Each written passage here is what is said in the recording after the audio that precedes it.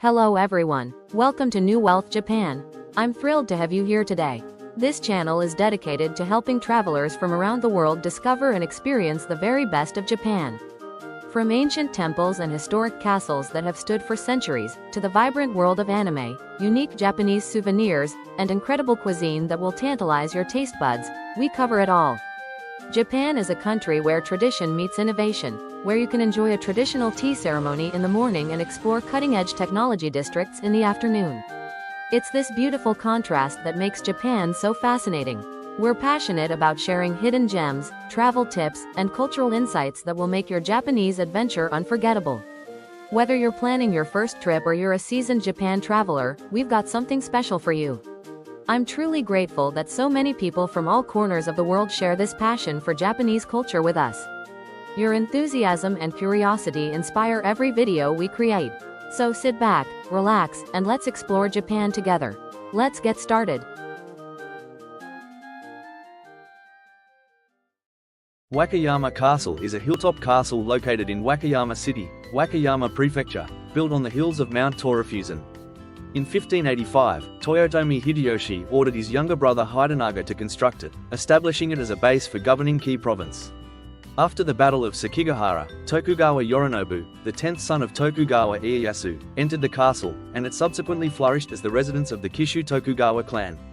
The Kishu Tokugawa was one of the 3 Tokugawa houses and produced the 8th shogun, Yoshimune, making it a prestigious family.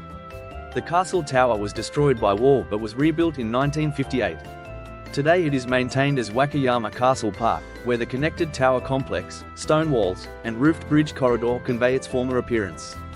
As a castle associated with the Kishu Tokugawa clan, it is a celebrated castle visited by many tourists. Wakayama Castle. It's one of Japan's most iconic landmarks, a fortress that has stood against every threat for centuries. But what happens when it faces an enemy that no wall can stop? I'm talking about time itself. And the plan to save it? Well, it's one of the most ambitious projects you've ever heard of. Just look at this place. For centuries, it's been a symbol of power, of resilience. It's weathered wars, fires, even the end of the samurai era. But the threats it's up against today? They're not armies with cannons. Nope. They are silent, they are creeping. And to fight them, you need a vision that's just as bold as the one that raised these walls in the first place. Okay, so to really get why this plan is so huge, we gotta rewind a bit. We need to understand what Wakayama Castle used to be. And let me tell you, it wasn't just some building. It was the beating heart of an entire region. Check out this old map from the 19th century. You can see right away this castle wasn't just sitting there. It was the center of the universe for this whole area. The entire town literally radiates out from this single point of power. It was the political, military, and cultural hub of the Kishu domain. It really did do it all. The Ninomaru Palace, that was basically the government headquarters. The Nishinomaru area was a cultural hotspot. It even had a no theater for the elites. And of course, it was a beast of a military fortress. But here's a little detail that I think is super cool. It shows you just how important this place was. The Lord's private home here was called the Oooku, or Great Interior. That was a name usually only allowed for the shogun's castle in Edo, modern-day Tokyo. So yeah, this place had some serious status. Right, so that was then. But the past is one thing. To get a handle on the castle's problems today, we have to look at what's happening in modern Wakayama. And it's this fascinating story of 2 massive trends, pulling in completely opposite directions. First up, the local population is shrinking. The city hit its peak way back in 1985 with over 400,000 people, and it's been a slow decline ever since. And you know what that means, right? Fewer people means a smaller tax base and a huge shift in the city's entire social fabric. But, and this is a huge but, at the exact same time that's happening, something else is going on. International tourism, it's absolutely exploding. Just look at these numbers. In only 5 years, foreign visitors skyrocketed from under 6,000 to over 156,000. That's not just growth, that's a massive surge. And that, right there, is the core dilemma. So what do? How does a city with a shrinking local base take care of this massive, aging treasure that's becoming more important than ever to a global audience? That's the million-dollar question this 50-year plan has to answer. All right, so we've got the big picture. Now let's zoom in. let's talk about the actual physical fight the castle is up against day in and day out.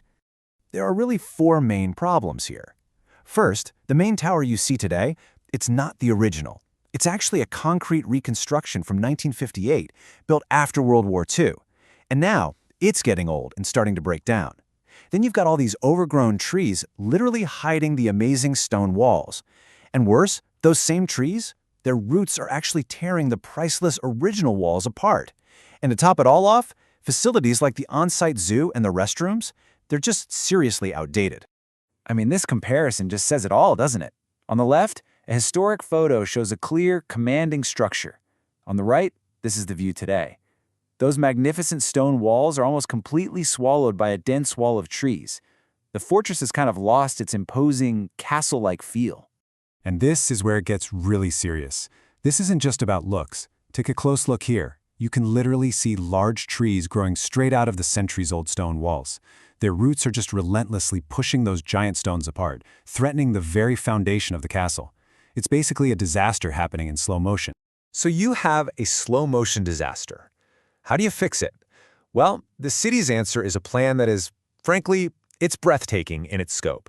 It's a 50-year blueprint to not just repair the castle, but to restore its former glory. The plan is broken into 4 10-year phases. The short term is all about the urgent stuff, like making the current concrete tower earthquake-proof. The medium term is prep work, doing archaeological digs, moving old facilities like the zoo. Then, the long-term goals are where it gets really exciting, with plans to reconstruct lost palaces and turrets using traditional wood techniques. And finally, the ultra-long term, the grand finale, is a complete, historically accurate wooden reconstruction of the main castle keep itself. And this represents a really profound shift in philosophy. That 1958 concrete tower was a symbol of a city rising from the ashes of war. This new vision is a symbol of authenticity, a move away from just a representation to a genuine revival of traditional craftsmanship, creating a tangible link to the castle's true past. And this plan goes way beyond just the main tower. It's about reviving the grounds of the old government palace, a massive landscape restoration to finally reveal those hidden walls, and modernizing the entire visitor experience for that new wave of tourism. Underpinning all of it is a commitment to archaeology, literally uncovering lost history to make sure every new piece is as accurate as the old. You know, Wakayama's 50-year plan is more than just a repair schedule. It's a profound statement about the value of heritage in our changing world. It acknowledges that preservation isn't passive. It requires bold, forward-looking choices. And it leaves us with a fascinating question. In an age of competing priorities, what does it truly take to safeguard our most precious links to the past, not just for the next 50 years, but for the next 500? And that's it for today's video. I hope you enjoyed exploring this part of Japan with us. If you found this video helpful or entertaining, please give it a thumbs up. It really helps us reach more travelers like you who love Japan. And here's the most important part.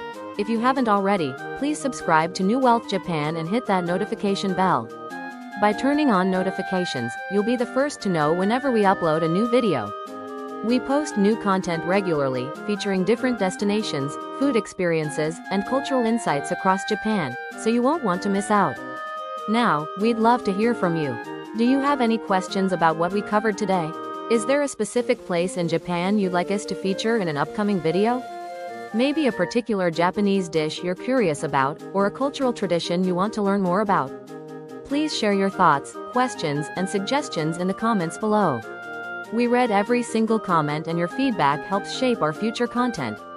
Also, if you've been to Japan before, we'd love to hear about your experiences. Share your favorite memories or travel tips with our community. Let's learn from each other. Thank you so much for watching and for being part of our New Wealth Japan family. Your support means the world to us. Until next time, safe travels, and see you in the next video. Sayonara.